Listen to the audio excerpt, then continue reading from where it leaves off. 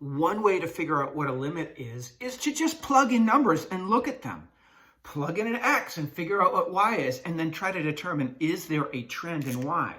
Now, if we're asked to use a table to estimate a limit numerically, look at the definition of a limit. It was limit as x approaches c of f of x, and hopefully we'll find a trend in y.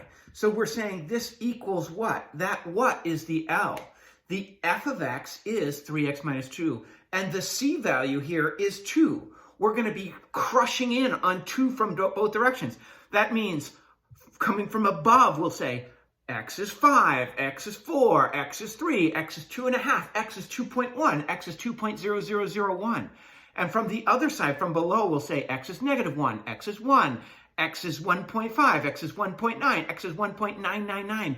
We'll get our x's arbitrarily close to 2 and try to figure out what is the limit here. Well, here's our table. Instead of starting at negative 1, I actually started much closer to 2. I started at 1.9. And instead of starting at 5, I started much closer, 2.1. Look what I'm doing with my x values. Squeeze in closer to 2. Squeeze in closer to 2. This is what's meant by saying we're arbitrarily close to 2. 1.999 is very close to 2, and 2.001 is very close to 2. We're squeezing the x in on 2, and we're looking for a trend in y. Now, here's the question. If I brought you to Las Vegas and I said, you'll get $1 billion if you just guess correctly what y should be right here. That's the limit. That's the limit. Look what happens to y as we squeeze in towards 2 at the x. Why did we choose 2? Because it says squeeze x towards 2.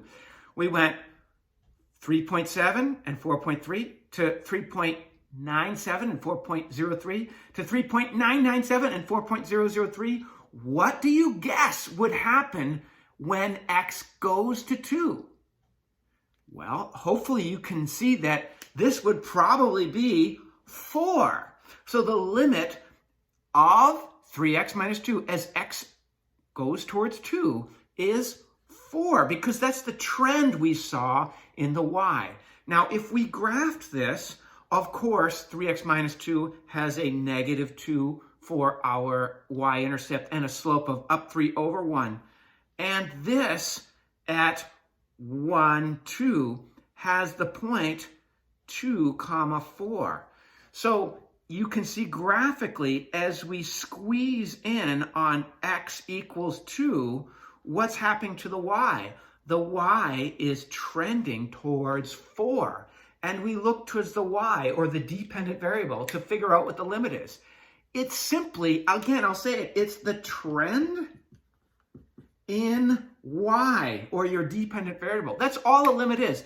It's what's happening to y as you squeeze in on the x. That last graph drawn a little bit bigger, and we determined from our table that the limit of 3x minus 2 as x approaches 2 is 4, because as we squeezed in on 2, our y values trended towards 4.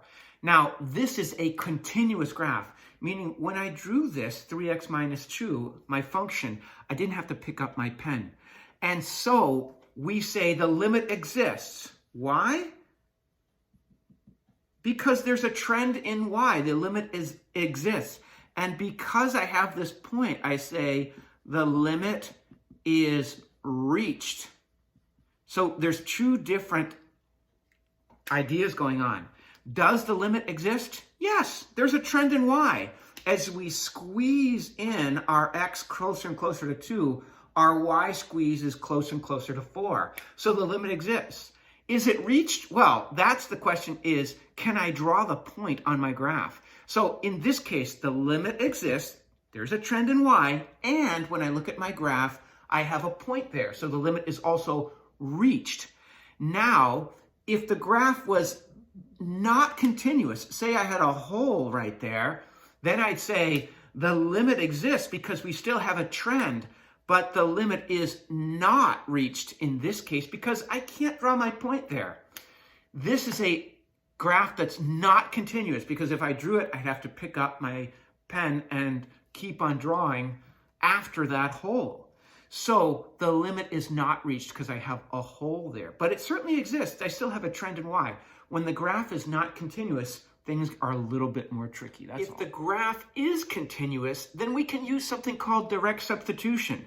You want to find out what's happening to y as x goes towards 2? Well, then simply substitute in. 3 times 2 minus 2 is 4. Oh, yeah. The limit exists and the limit is reached right away. I know that.